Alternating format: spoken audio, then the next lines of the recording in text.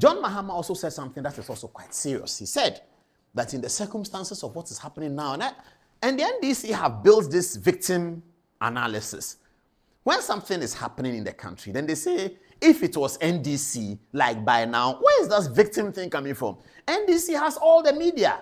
Apart from this media, which tries to project right-wing policy, all the media is NDC.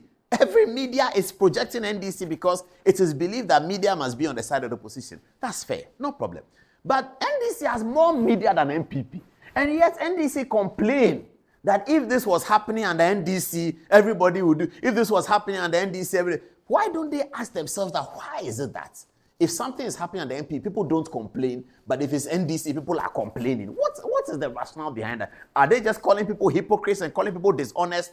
The whole civil society is with NDC. All of them are with NDC. Or, let me put it again, all of them are against Akufo-Addo. The entire civil society machinery has been marshaled against Akufo-Addo. Because of the meeting he had with them many years ago, he told them off in the Jubilee House that he is civil society. So this is the civil society thing, they should wait. He knows what to do. He knows what to write. He knows how to govern. He understands what to do. And that he's been an important part of the Fourth Republic getting to where we are so that civil society can even thrive. Because he laid down his life so that civil society can thrive today. He made these points to them. And then they're angry. So all civil society are supporting NDC. And yet NDC say that they are the victims of the narrative, the general narrative being put out, because if it was NPP, I really can't wrap my head around that. Somebody must help me to understand it. Maybe when Anakumia comes, he might help me to understand it. This is what John Mahama said, which is quite serious. He's advocating, advocating may not be the right word, but he is sort of relishing a coup d'etat. I don't know. Listen. Anka saa katase share ne proya akoso ewo NPP abamu. Anka ye NDC abaya. Anka by now soldier for etu ya by ne fi ho. Me na meka no kra na meka kiremo. Katase share ne proye ene ewisem ene kronobo akoso ewo baomia ne Akufo-Addo abamu. Anka ye NDC and a course so NDC abaimwa. Anka say ye two abainegu.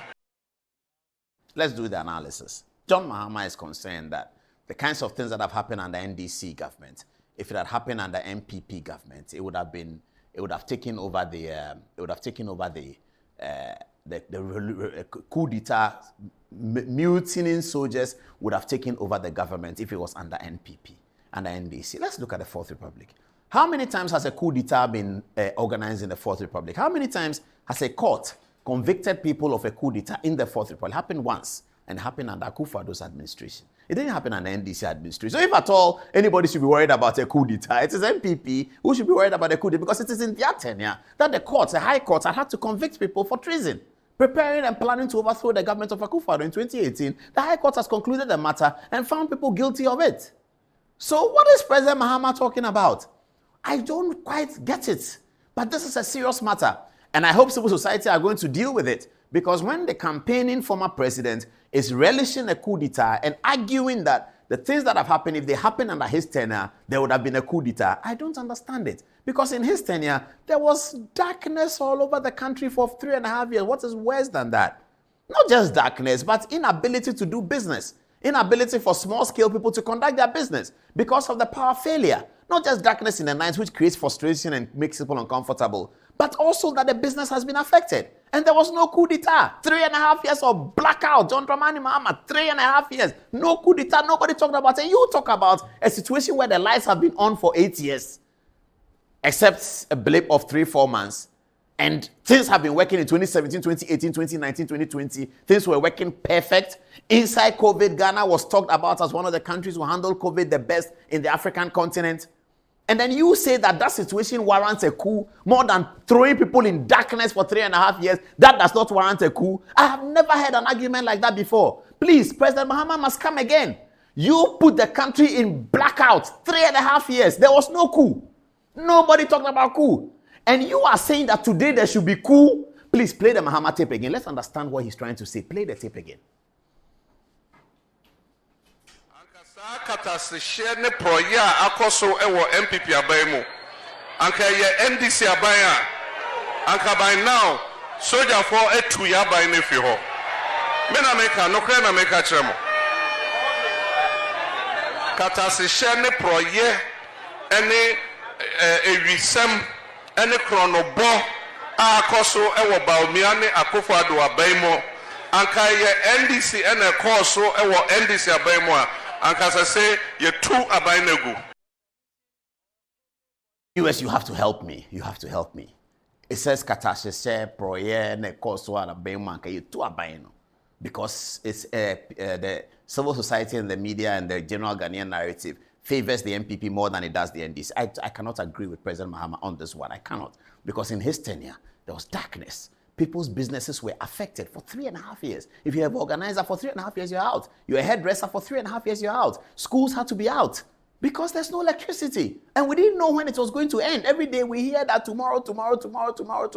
The frustration was real and palpable. And then nobody talked about coup in those circumstances. But John Dramani Mahama says that in the circumstance that we currently are, if it was NDC in this situation, there would have been a coup d'etat. But the NDC situation under his tenure was worse than this. What is worse than having a blackout and not being able to do your business? What is worse than that? Yeah, the dollar is very bad. We all understand that. Yeah, the prices have been going up. Except recently, petrol price went down. We found a small glimmer of hope. But that's global. It's happening everywhere. And we are trying hard. And it's very, very hard in Ghana. But the lights are on. People's school fees have been paid by the government. Secondary school fee is September. Go and check the secondary schools. Go to Presa, go to Accra Academy, go to Infantiman, go to Kumpurugu Yo-Yo, go to Damango Secondary School. School fees has been paid by the government.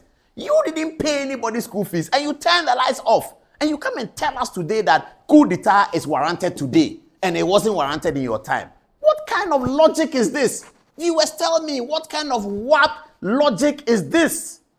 You come and tell me that a situation where Ghanaian children are having their school fees paid as a result of a global crisis, there's a lot of difficulty in the economy, no problem about that, no doubt about it. There is a problem, but no doubt about it. It is certainly a problem, but no doubt about it.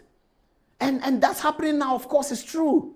But you tell me that the situation is so bad, but people's school fees are still being paid. And in your situation, you were not paying anybody's school fees. You didn't have any factory for people to work in. And the lights were turned off. People's small businesses that they were doing, they couldn't proceed with it because the light is gone off. Organizers, hairdressers, everybody, tailors, they couldn't go on. And you tell me that this situation warrants a coup more than 2014, 2015. I cannot accept that logic. I don't know how many will accept it. Let's see what goes on.